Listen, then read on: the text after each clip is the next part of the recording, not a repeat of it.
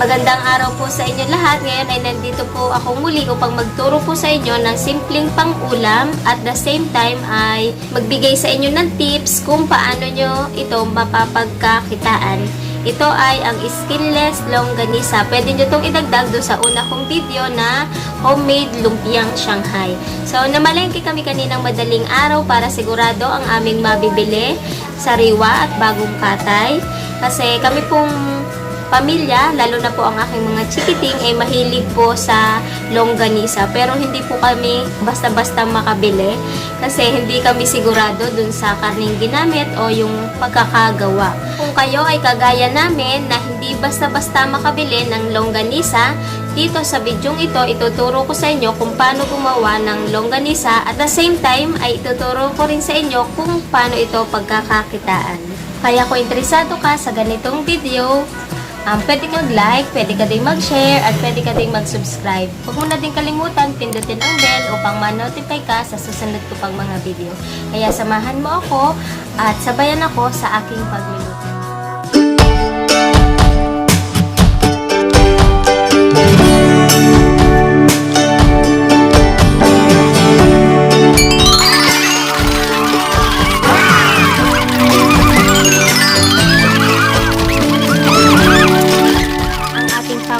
Kailangan sa ating skinless longganisa ay ang ating kalahating kilong giniling na karne. Ito ay may halong taba upang ma-juicy ang ating skinless longganisa. At syempre ang ating pangpasarap na hindi dapat mawala, ang ating pinong bawang. Ito po ay isang buo, tapos pinino natin ng maliliit na gaya. 2 kutsaritang asin, 2 kutsarang cornstarch. Ito ay para hindi magsabog-sabog yung ating longganisa, para magdikit-dikit. 2 kutsarang toyo. 1 kutsarang liquid seasoning, pandagdag ito sa masarap na lasa at mabango pag niluluto. At ang ating paminta, ito ay ilalahat ko na at ang ating 1 kutsarang paprika. Mamaya pag kulang, pwede pa tayo magdagdag. Ito ay ang ating asukal. Kailangan natin ng pampatamis. Ito ay 1/4 pero babawas lang tayo dyan. Hindi siya mapapalahat. Kaya mamaya na lang. Kung makakailan takal tayo, sasabihin ko sa inyo kung nakailan takal tayo. Kailangan gamit. Dito tayo magtitimpla. Yung ating mga panukat, yung ating pagre-repakan, yung ating ginawang print na pangalan. Ayan. Kaya tara na't mag-uumpisa na tayo. Ito ang ating pangunahing kailangan ng ating kalahating kilong karne. Lagay na natin sa lagayan. Mabilisan na lang to. Halo, mix-mix na lang. At ating 2 kutsaritang asin.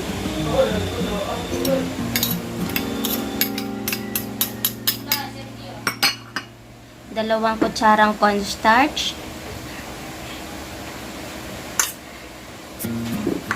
2 kutsarang toyo.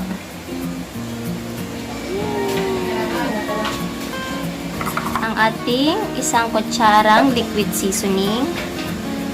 Yan, mix-mix lang natin yan. At ang ating paminta na durog, 1 ganito na ilalagay ko. Matapang kasi itong paminta na to itong Boston. Kaya 1 lang yung ilalagay natin kasi baka mahanghangan yung ating mga chikiting. Yan o, amoy na amoy ko. Tapang niya. At ang ating 1 kutsarang paprika. Mamaya pwede tayong magdagdag. Ito pandagdag kulay at saka lasa na din. Ito po ay sa mga grocery po na bibili. Ang nasa lalagyan po yata ay 50 plus po yata yung ganito. Kapag nakapak ay 30 plus mahigit. Pero yung ganito na binili namin para may lagayan. At syempre, ang ating pangpasarap, ang ating 1 buong bawang. Lalahat na natin ito.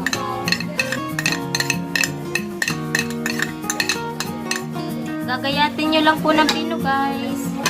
Para maganda yung ating, baka magbukol-bukol doon sa ating skinless longganisa. Tapos, lalagay na natin ang asukal. Maglalagay muna tayo ng 8 kutsara kasi baka naman sobra yung tamis nito. Pero sa kalahating kilo, pwede ang 10 kutsara. Pero maglalagay muna ako ng 8 Kasi baka naman makasobra. Isa, dalawa, tatlo, apat, lima, anim, ito, walo. Na may tira pa tayo. At tapos, haluin lang natin. Pag nakukulangan pa ako dun sa kulay, para kung medyo maputla pa siya, pwede tayo magdagdag ng paprika. Ngayon ay magsusot na tayo ng plastic sa kamay para mabilis. Wala kasi akong gloves, naubos na. Ito na lang gagamitin ko. Malinis na plastic labo. Para mix na mix ang ating longganisa. Yan, hahalo na natin siya ng ayos at amoy ko na amoy masarap. Dadagdag pa ako ng konting paprika.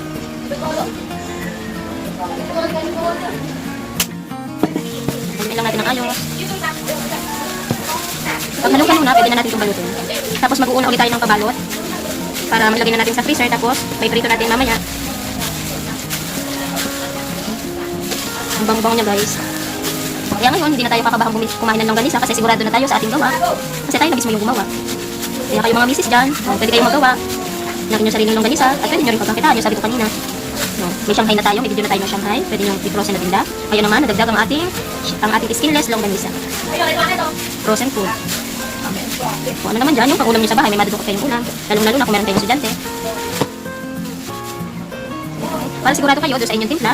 Pero ngayon, itatry ko, magpiprito ako ng kaunti para malaman natin kung okay nga ba yung timpla natin. Piprito lang ako sa dulo. Ito guys, yung ating timpla ay saktong-sakto na sa 8 kutsara. Yung tamis niya, sakto lang kasi nagprito ako ng kaunti.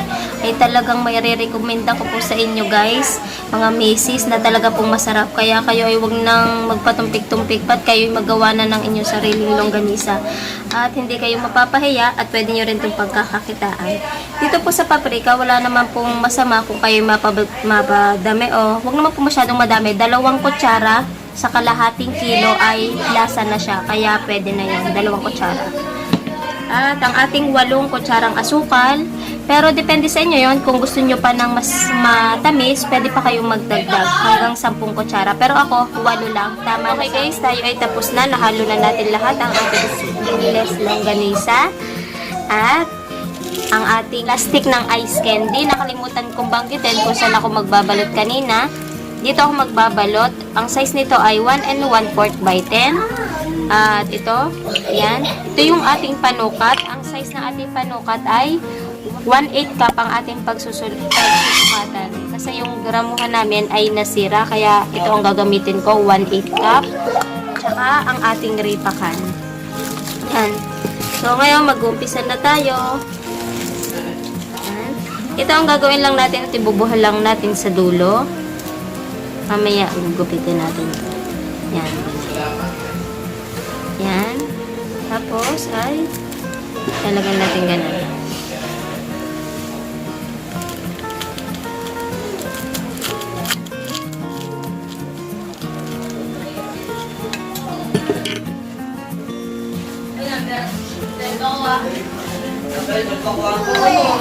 Mga magtatakal tayo ng 1/8 cup.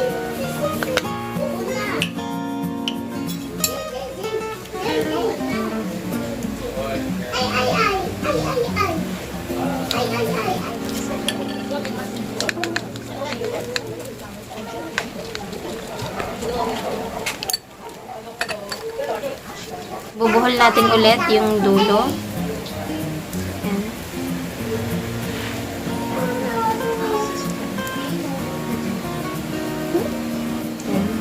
Tapos, gugupitin lang natin to. Yan, magbabalik tayo ulit mamaya. Babalutin ko lang ulit ito lahat. Balik tayo ulit mamaya. Yan. Ito guys, tayo ay natapos na sa ating pagbabalot. Ang gagawin nyo po, puputulin nyo po yung magkabilang dulo. Ayan. Para ano lang.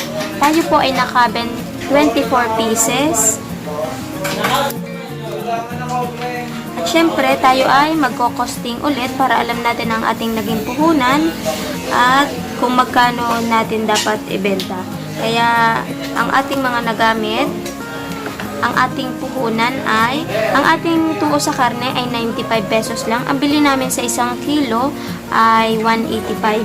Pag nagkaroon na kayo ng suki sa karne, makakakuha na kayo ng discount sa karne. Kaya bigay na sa amin ay 185. Pero yun ay bagong patay. Ito naman tigka kaunti, ito yung lahok natin. Kaya lalagyan ko na ng presyo. Ang ating bawang ay 5 piso. Ang paminta, 2 piso. Paprika, ituos na natin sa 5 piso pero madami pa siyang tira. Asukal, itinuos ko sa 6 pesos kasi ang bili ko sa 1/4 ay 12 pesos. At tapos ang ating asin, tinuos ko na lang sa 2 pesos pero konti lang naman nabawas natin. At ating plastic ay tinuos natin sa 8 pesos pero madami pa siyang tira kasi ang nabawas lang natin na plastic ay 24. Kaya ang total ng ating puhunan ay 123. Ngayon, ang ating puhunan sa isang piraso ay 5.12. Tapos magre-repack tayo dito. Re-repack tayo dito ng tig-6 na piraso. Kaya ang ating puhunan sa 6 na piraso ay 30.72. Ito ay maibebenta namin ng 62 pesos ang ganito. 62 to 65. Pero yon depende na sa inyo yon. Kasi kami, kung pepresyohan namin ng ganon, ay doble na yung aming tubo.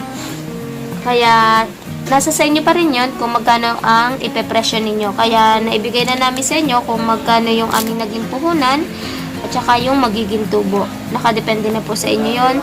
Basta ang ating sigurado lamang ay sa ating paggagawa ay sigurado tayo na malinis at maayos ang ating pagkakagawa.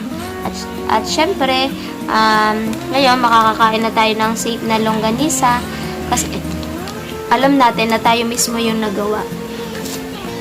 Okay. Yan, ngayon tayo ay magre-repack na. Meron na akong pinalamig kanina sa rep na inuna na. Kaya, papakita ko sa inyo naman yung pagluluto. Meron pa kasing technique dito sa pagluluto. Meron kasi bago mo matanggal yung plastic, hiwa-hiwalay na yung nakabalot.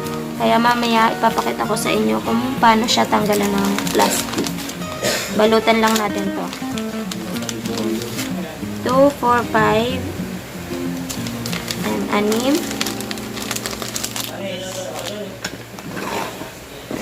Sealer natin. Ito masarap po talaga guys, may pagmamalaki nyo yung na masarap po yung inyong skinless longganisa at talagang sigurado kayo na maayos, malinis ang inyong skinless longganisa. Kasi syempre, syempre, yung ating karne, yun naman talaga ang kinatatakutan natin sa lahat. Baka mamaya kung saan galing yung karne. Ito, sigurado ka na ang bibilhin nyo ay bago at saka katay talaga. Kaya, hindi kayo mahihiyang magpresyo. Kasi ang may pagmamalaki nyo doon ay maayos ang pagkakagawa. Yan. Magsisil lang ulit tayo. Tsaka siguradong masarap. Kaya hindi po mapapahiya. Yan. Yanan lang tayo ulit. Yan, baligtad na naman. Yan, okay na. Tapos, isisil lang ulit natin dito. Yan, kung wala pa rin kayong pangsil, pwede naman na kandila.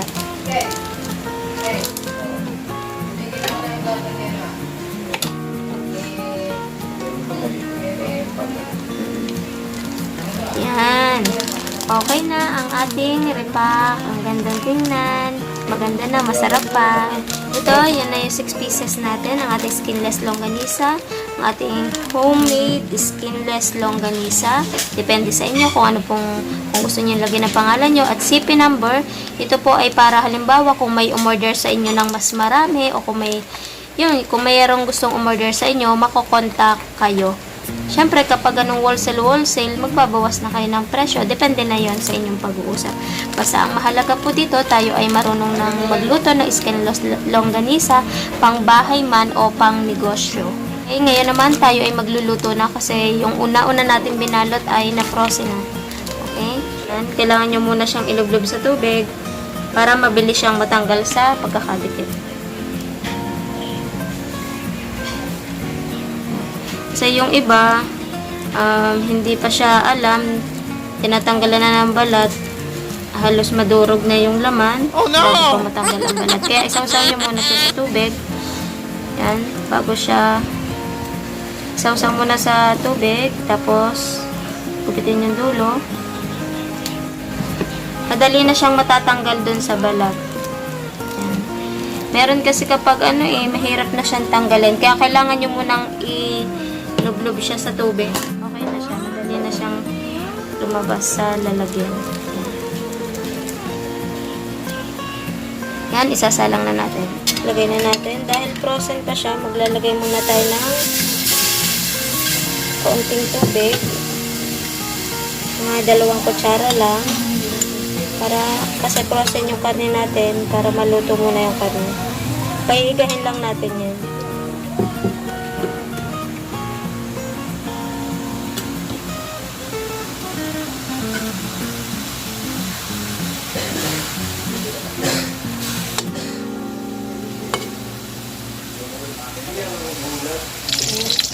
Yan, okay guys, tapos na. At ito ay ating hahanguin na. Mabilis lang siyang lutuin, mga pambaon ng mga bata o pang kakainin ng mga bata sa umaga. May ready na kayo sa ref na dudukutin. Sa murang halaga lang, makakagawa na kayo ng homemade skinless longganisa na siguradong safe pag kinain. Yan, hanguin na natin para masunog na. Walang tayo lagay yan. Yan guys, tapos na tayo sa atin. Ayan, naluto ko na ang ating skinless longganisa na pwede nating i-stock sa bahay para pang ulam, na pang madalian at baon ng ating mga chikiting at pang ulam. Yan na yan. Tapos syempre ang ating usapang pang negosyo. Okay, ayan, ang ating balot. Kanina nasabi ko na kung magkano yung ating gastos dito at tutubo din kayo dito sa negosyong ito. Kaya kung nagustuhan mo itong video ito, bisitahin mo lang yung aking YouTube channel, Antipid Tips at iba pa, at madami kayong makukuhang idea pag napanood nyo yung aking mga video. Pwede din kayo mag-like, mag-share, at mag-subscribe, at huwag nyo na din kalimutan pindutin yung bell upang ma-notify kayo sa mga susunod kong video. Kung meron po kayong tanong, kung meron kayong suggestion, comment lang po kayo dito sa baba at mababasa naman po namin yon. Okay, sana po nagustuhan nyo po itong video na to at nakadagdag kong ideas sa inyo lahat.